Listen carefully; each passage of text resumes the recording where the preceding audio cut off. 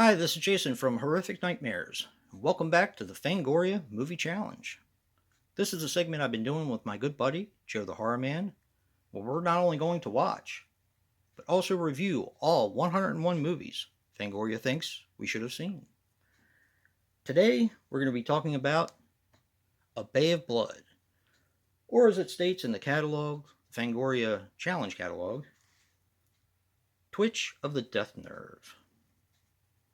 Now, A Bay of Blood is a 1971 film which runs approximately 84 minutes and is written and directed by the late, great Mario Bava. Now, he passed away on April 25th, 1980, at the age of 65. He was responsible for Black Sunday, Kidnapped, and Black Sabbath.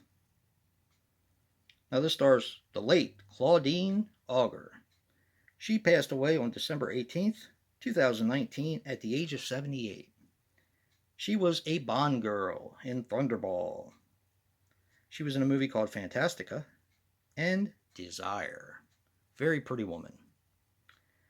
This also stars Luigi Pistilli. He passed away on April 21st, 1996, at the age of 66. He was in The Good, Bad, and the Ugly, For a Few Dollars More, and The Great Silence. And Claudio Camaso, he passed away on September 16th, 1977, at the age of 43. He was in The Unnaturals, Garter Colt, and Vengeance. Now, this, of course, is an Italian film, and it pays homage to Friday the 13th, Part 1 and 2. And, as I said before, it's also called Twitch of the Death Nerve, which I believe is how it was released on VHS. Joe and I were talking about it the other night, and I believe it was a Gorgon title, which has an amazing cover. But this is still an amazing cover. Alright, now I have reviewed this before. I reviewed this for Slashback, so I'm just going to give a very general synopsis, and I want to talk about this movie a little bit because I love this film.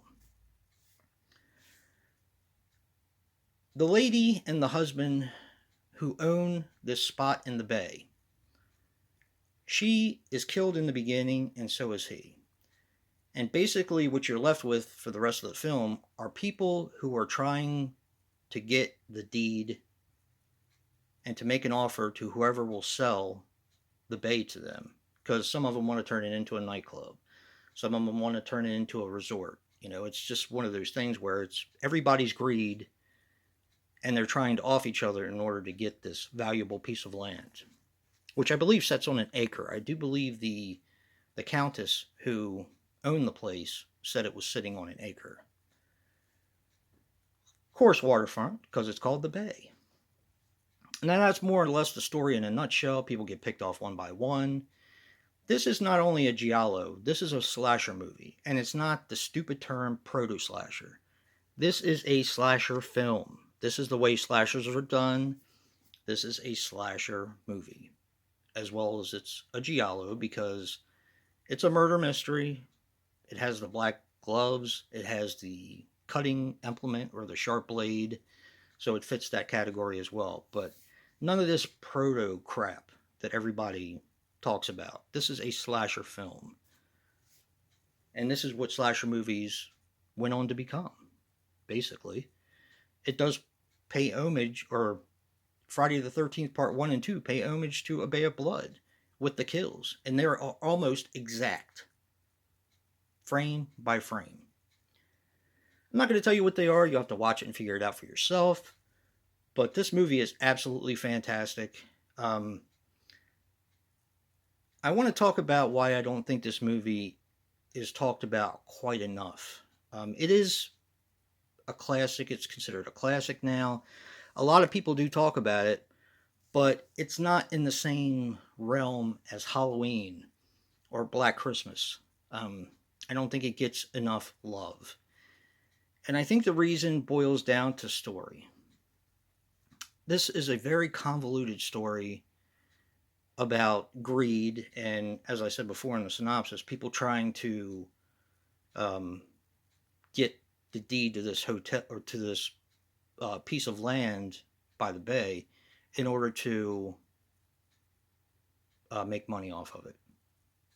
So there's so many characters, and most of them do turn out to be cannon fodder, which is good because you get a lot of kills in this movie. But it's like who is with who, who's backstabbing who, who's doing this, who's doing that. You find out a little bit more about the story as you go along, which lends itself to being a giallo because it's a murder mystery. But like I said, I think the story's a little too convoluted. I think that's what takes away from this film a little bit. Um, Interesting thing that I did say in my last review, but Christopher Lee watched this film and he was so disgusted he refused to work with Mario Bava, although he did later on. But he was very disgusted in this film with all the blood and gore and kills and everything like that. So I thought that was pretty interesting. And the fact that he ended up working with him anyway. So for this movie, I'm going to recommend Baron Blood. Now, to me, this is a supernatural slasher, and it's a very good film. If you guys get a chance, definitely check this one out. I feel, even though Mario Bava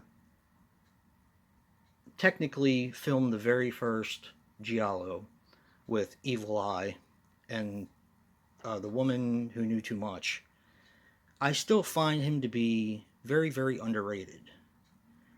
He has an incredible body of work to his name. And like I said, I still find him to be very, very underappreciated. Black Sabbath is an anthology that is a fantastic anthology and actually has a segment in there that it just creeps me out. Even to this day, it creeps me out. And that's the one with the old lady who dies. Her face is nightmare fuel, no doubt. Definitely check out A Bay of Blood if you haven't, also known as Twitch of the Death Nerve.